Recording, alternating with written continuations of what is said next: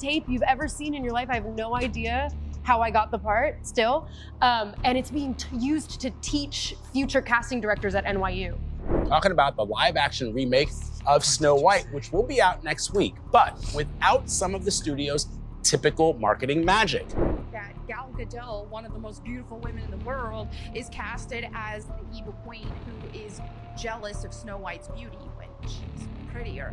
Alright folks, buckle up because the absolute disaster that is Disney's live-action Snow White is almost upon us. We're just weeks away from its inevitable crash and burn, and the situation is somehow getting even worse. At this point, it's almost like Disney is embracing failure. There's no way they poured this much money into a film and didn't see the writing on the wall. The backlash has been relentless, the boycotts are growing, and, let's be real, nobody actually wants to watch Rachel Zegler prance around as Snow White after the way she alienated half the country during her insufferable press tour. But here's where it gets even more entertaining, because it's not just audiences who are fed up with this train wreck. Other celebrities are starting to chime in too, and guess who's making headlines now? Gal Gadot. That's right, the Wonder Woman star, who plays the evil queen in this mess of a remake, has reportedly had it with Rachel Zegler's antics, and it's starting to spill out into the public eye. Now we all know that Rachel Zegler has been on a mission to self-destruct her own career, one arrogant statement at a time. Whether she's belittling the original Snow White, ranting about politics, or acting like the world owes her success, she's managed to turn what should have been a major career boost into a PR nightmare. And guess what? People in Hollywood are noticing. Enter Gal Gadot, who, despite being part of this doomed production, has been noticeably distant from Zegler in interviews. And now,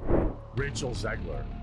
She was once the it girl in Hollywood and has become box office poison for Disney. She has directly insulted her co-star in the Snow White movie, Gal Gadot.